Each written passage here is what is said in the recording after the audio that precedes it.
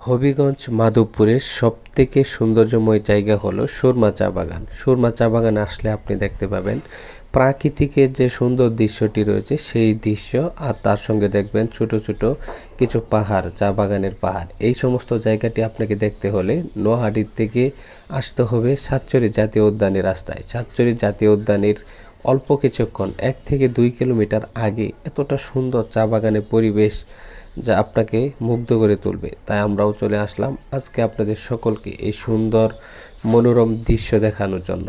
এখানে অনেক পর্যটকরা এসে বিকেলবেলা হালকা সময় কাটায়। এখানে আপনিও আসতে পারেন। নোয়াহাটি থেকে মাত্র 20 টাকা ভাড়া দিয়ে আসতে পারেন সাতছড়ি জাতীয় উদ্যান।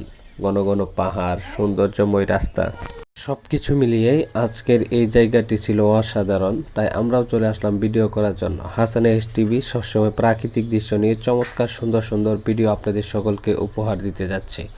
তাই আপনি চাইলে আপনি হাসান এস টিভি চ্যানেলটিকে সাবস্ক্রাইব করে পাশে থাকতে পারেন। এতে নতুন নতুন ভিডিও সবার আগে আপনার কাছে পৌঁছে যাবে ইনশাআল্লাহ।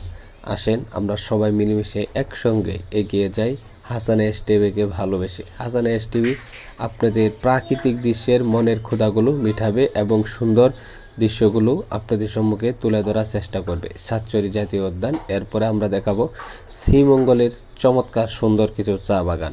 সেই চা বাগানে আপনাদের সকলকে নিয়ে যাব। তো সেই পর্যন্ত আপনারা সবাই অপেক্ষা করতে থাকুন এবং হাসান এস টিভি চ্যানেলটি সাবস্ক্রাইব করে পাশে থাকতে থাকুন। দেখেন আজকের যে দৃশ্যটা, এই দৃশ্যটা এতটা পরিমাণ সুন্দর যা মুগ্ধ করার মতোই। ধন্যবাদ Hasan S TV channel Bangladesh, Hasan S TV limited. ভালো থাকুন, সুস্থ থাকুন।